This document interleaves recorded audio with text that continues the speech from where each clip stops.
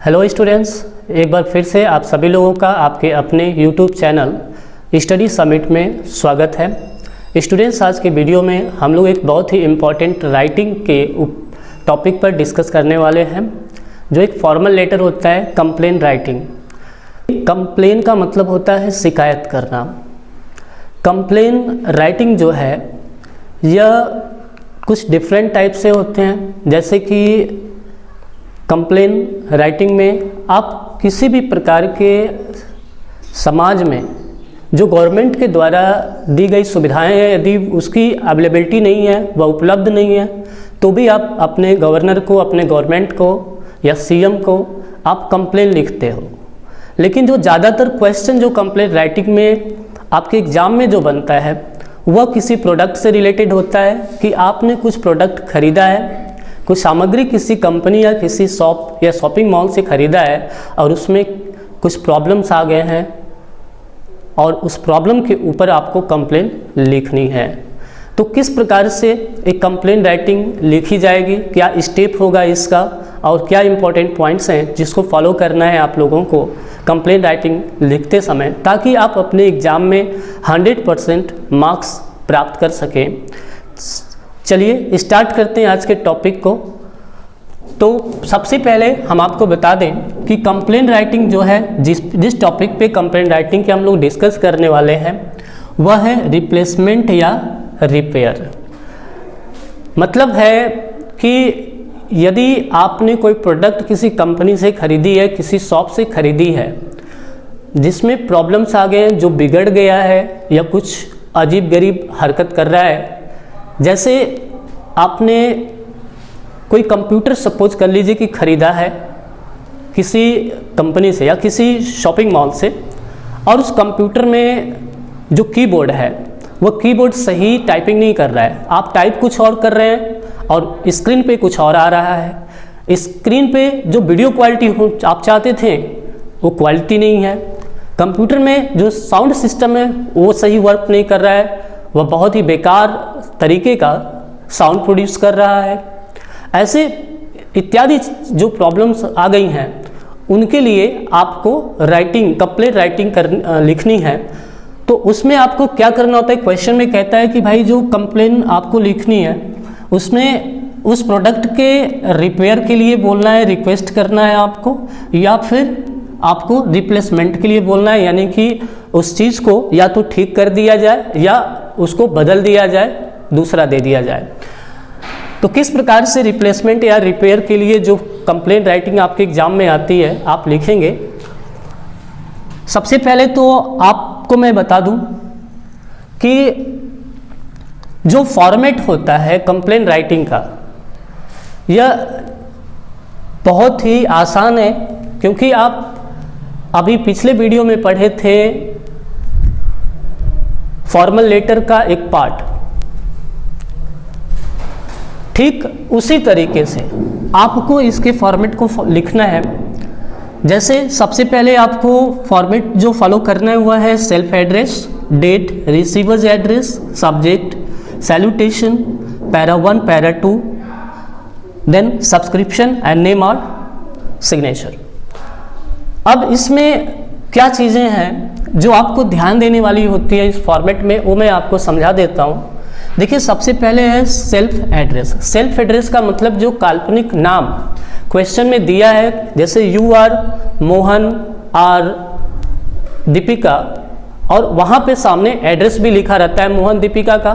तो आपको क्या करना है कि सेल्फ एड्रेस में मोहन को खुद को मान लेना है या दीपिका को खुद को मान लेना है, और उनका जो एड्रेस है यहाँ पे लिखना है। एड्रेस को लिखते समय ध्यान रखिएगा कि इसका फॉर्मेट कुछ इस तरह से होता है कि यदि 3 वर्ड है तो आपको 2 वर्ड ऊपर लिखना है, 1 वर्ड नीचे लिख देना है। यदि 5 वर्ड है, ठीक है, तो आपको 2 वर्ड और फिर नीचे 1 वर्ड लिख लेना है।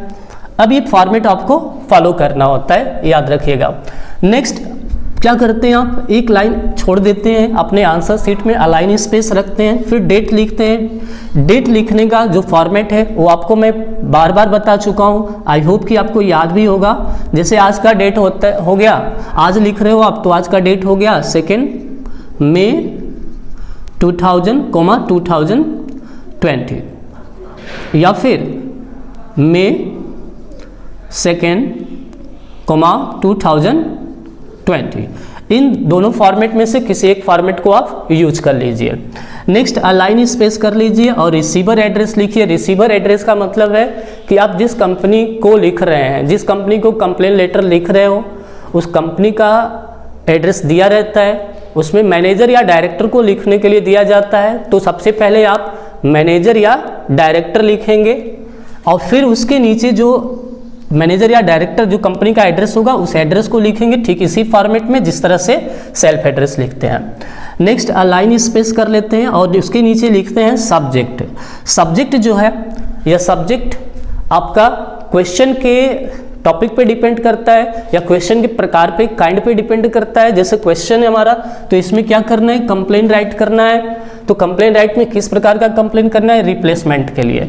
तो यहाँ पे क्या लिख लेंगे, आप लिख लेंगे रिप्लेसमेंट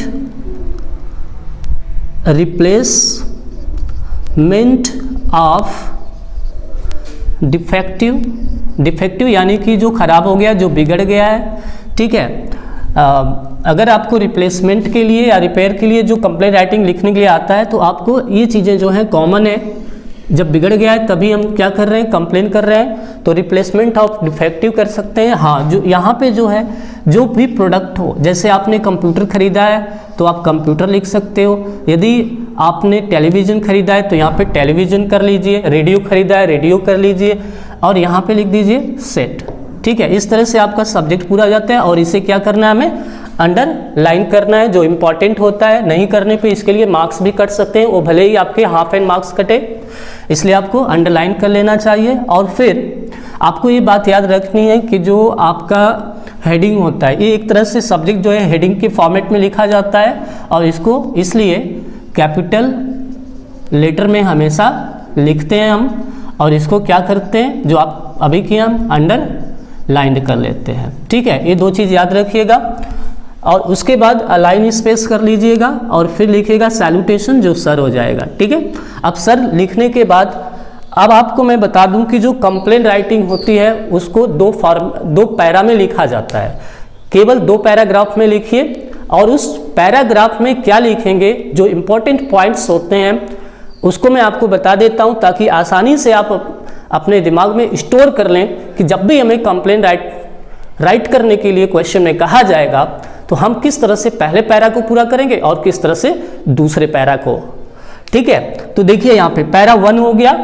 पैरा 1 में क्या करना है, सबसे पहले ओपनिंग लाइन में आपको बतानी होती है परचेजिंग। परचेजिंग का अर्थ है प्रोडक्ट जो आपने खरीदा है।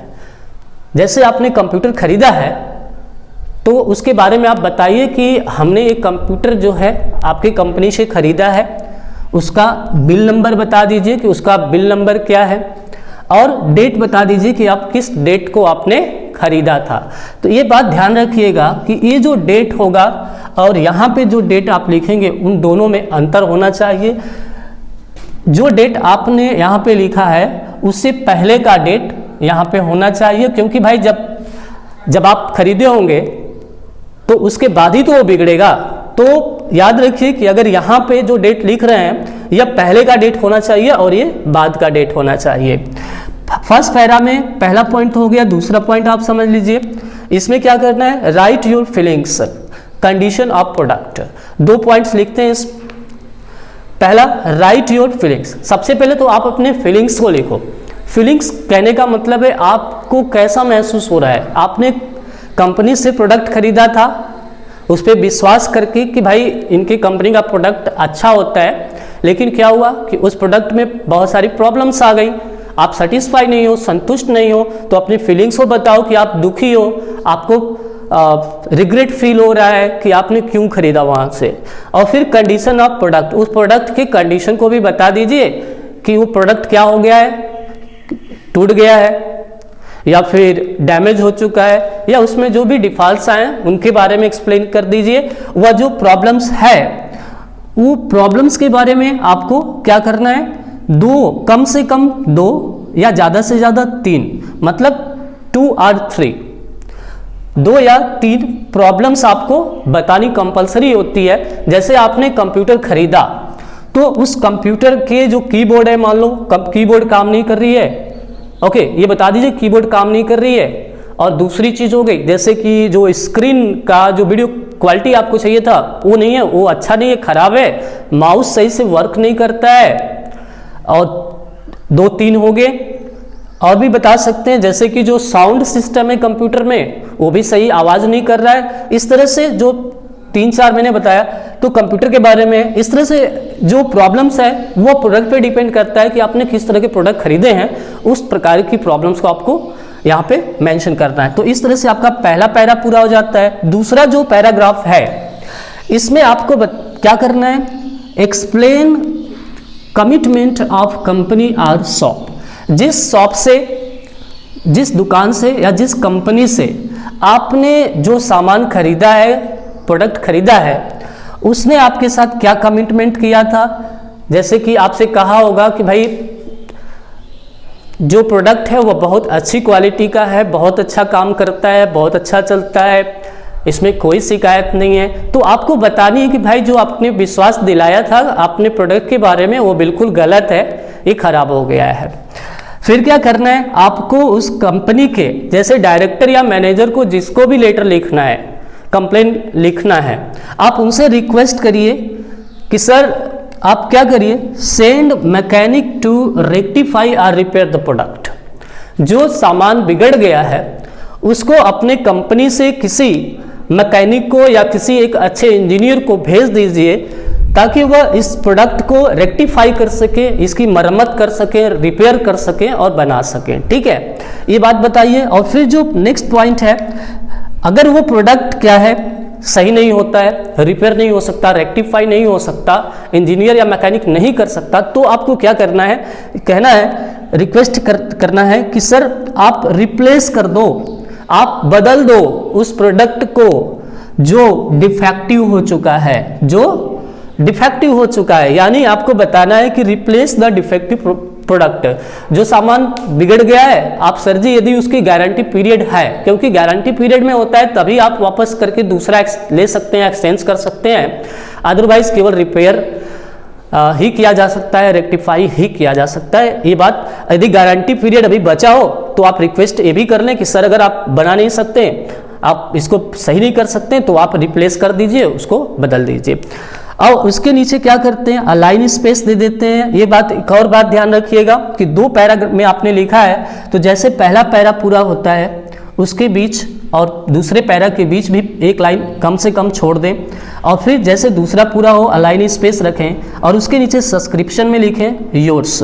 तो योर्स में आपको ध्यान रखना होता है स्पेलिंग की, बहुत से बच्चे ये गलती करते हैं कि योर्स के बदले दूसरे वर्ड्स लिखते हैं, जैसे YOUR योर लिख लेते हैं, या YOUR एपोस्ट्रॉफ लगा देते हैं और यस लगा देते हैं, योर्स। ये गलत होता है। इसमें क्या होता है, स्पेलिंग जो करेक्ट है वो होता है YOUR और S। इसमें S लगा रहता है, इसमें कोई पंक्चुएशन मार्क्स वगैरह नहीं यूज किया जाता है। योर्स जो है ऐसे ही लिखें, और इसके आगे आप यहाँ पे फैक्टफुली लिख सकते हैं, ट्रूली लिख सकते हैं। ठीक है, तो इस तरह से आप सब्सक्रिप्शन पूरा कर सकते हैं। और उसके नीचे जो काल्पनिक नाम आपका दिया रहता है, जो काल्पनिक नाम हो, जो आपके क्वेश्चन में दिया हो कि आप ए हैं, तो उस नाम को यहाँ पे लिख लें। अगर नाम कोई नहीं दिया है, नाम क्वेश्चन में है ही नहीं, तो आप वहाँ पे क्या करेंगे, नाम के जगह पे XYZ या ABC लिख लेंगे। अब 2 चीज़ें इंपॉर्टेंट है, उसको याद रखना। पहली चीज़ कि जो वर्ड लिमिट होती है, फॉर्मल लेटर, कोई भी फॉर्मल लेटर हो, चाहे प्लेसिंग ऑर्डर हो, कंप्लेंट राइटिंग हो, एक्सेट्रा, तो जो वर्ड लिमिट इसकी होती है वह होती है 120 to 150। कम से कम 120 वर्ड में लिखना होता है और ज़्यादा से ज़्यादा 150 वर्ड। तो याद रहे, आप 150 वर्ड से अधिक लिखेंगे तो आपको ज़्यादा मार्क्स नहीं मिलने वाला, इसलिए आप ध्यान दें कि 150 वर्ड से अधिक न हो और मिनिमम 120 वर्ड्स में होना चाहिए। और इस कंप्लेंट राइटिंग जो है, यानी फॉर्मल लेटर किसी भी प्रकार का आपके एग्जाम में आता है, तो वह उसकी जो मैक्सिमम मार्किंग होती है 6 to 8 मार्क्स होते हैं। तो स्टूडेंट्स, उम्मीद करते हैं कि आपको इस वीडियो में कंप्लेंट राइटिंग बहुत ही अच्छी तरह से समझ में आ गया होगा और आप इससे नोट्स कर लें ताकि आप इसे आगे भी यूज करते रहें, नोट्स करके अपनी कॉपी में रख लें ताकि आप इसे बार बार रिवाइज कर सकें और अच्छी तरह से कंप्लेंट राइटिंग को पढ़ सकें, क्योंकि बोर्ड में आने वाला एक फ्रिक्वेंट क्वेश्चन है। और आज के वीडियो में बस इतना ही और उम्मीद करते हैं कि हम लोग जल्द ही नेक्स्ट वीडियो में मिलेंगे। Thank you for watching my video. See you in the next.